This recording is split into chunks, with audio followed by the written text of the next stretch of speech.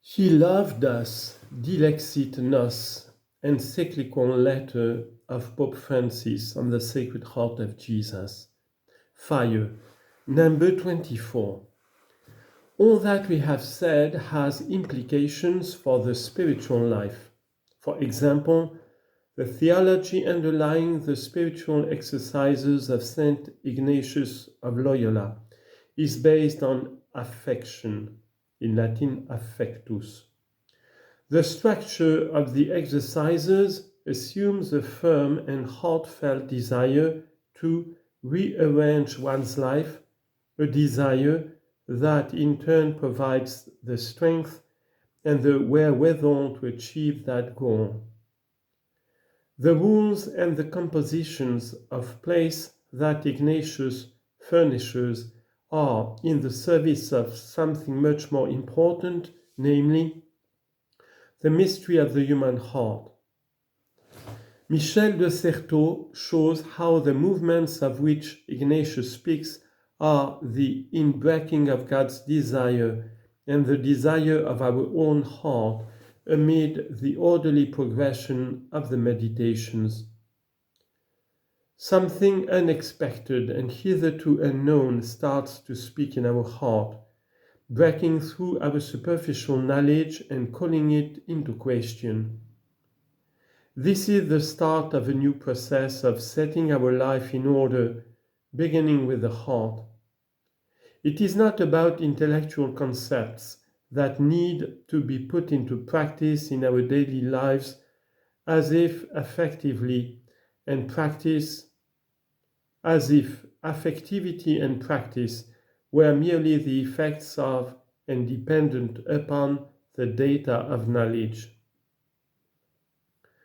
Where the thinking of the philosopher halts, there the heart of the believer presses on in love and adoration, in pleading for forgiveness and in willingness to serve in whatever place the Lord allows us to choose in order to follow in his footsteps. At that point, we realize that in God's eyes we are a thou, and for that very reason we can be an I. Indeed, only the Lord offers to treat each one of us as a thou, always and forever. Accepting his friendship is a matter of the heart. It is what constitutes us as persons in the fullest sense of that word.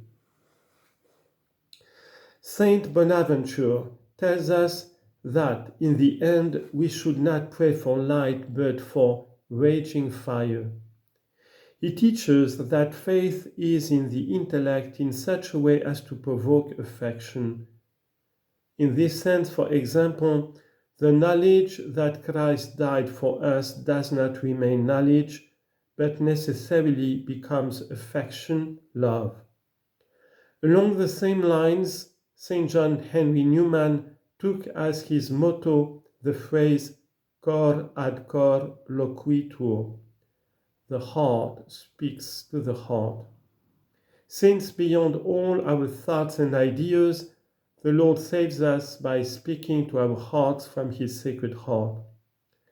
This realization led him, the distinguished intellectual, to recognize that his deepest encounter with himself and with the Lord came not from his reading or reflection, but from his prayerful dialogue, heart to heart with Christ, alive and present.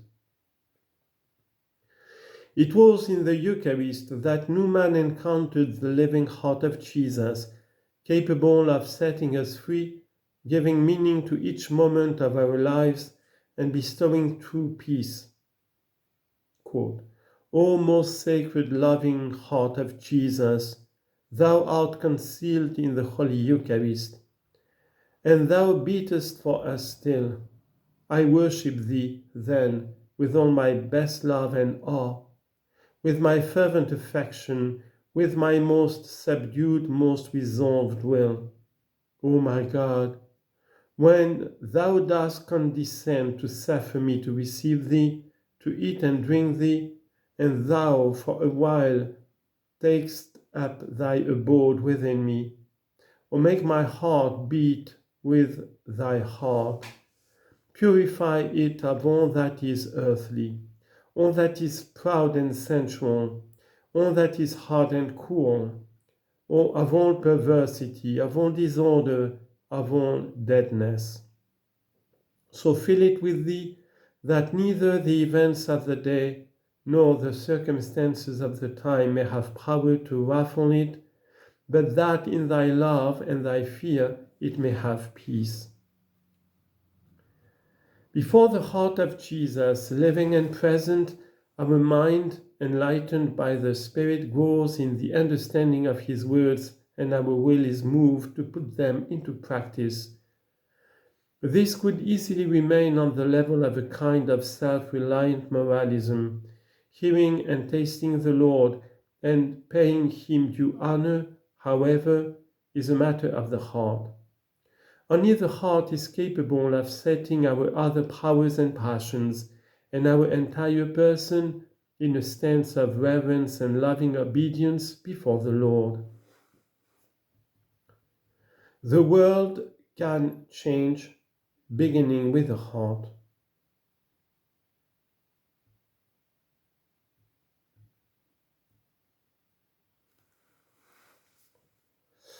I'm sorry, I forgot the previous passage.